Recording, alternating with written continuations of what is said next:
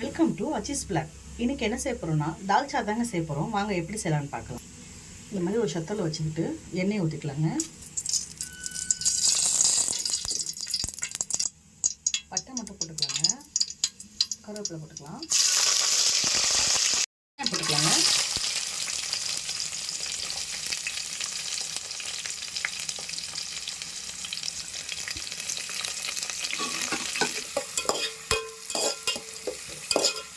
பச்சை மிளகா போட்டுக்கலாங்க. தக்காளி போட்டுக்கலாம்.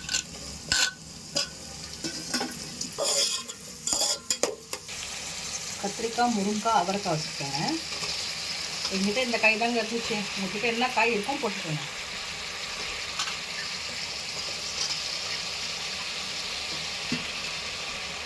ஆட்டு எலும்பு நல்லா வேக வச்சுருக்கேங்க. அதுவும் போட்டுக்கலாம். கல் உப்பு போட்டுக்கலாங்க.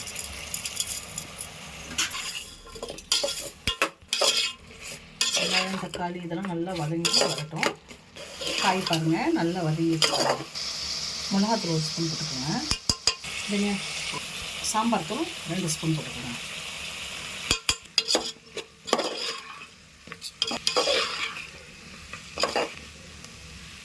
கொஞ்சமாக தண்ணி ஊற்றிக்கலாங்க. முருங்கைக்காய் கொஞ்சம் வேகட்டும். மூடிடலாங்க. இப்போ தோரப்பருப்பும் கடலப்பருப்பும் நல்லா வேக வச்சு எடுத்துருக்கேங்க. பூண்டு போட்டு வேக வச்சுக்கோங்க பருப்பை. இப்போ ஊற்றிக்கலாங்க.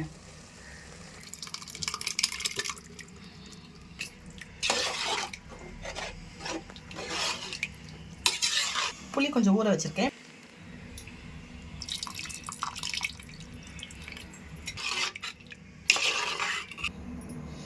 கொதிக்குதுங்க. இப்போ கொத்தமல்லி போட்டுக்கலாம். காயெல்லாம் நல்லா வெந்துச்சு பாருங்கள்.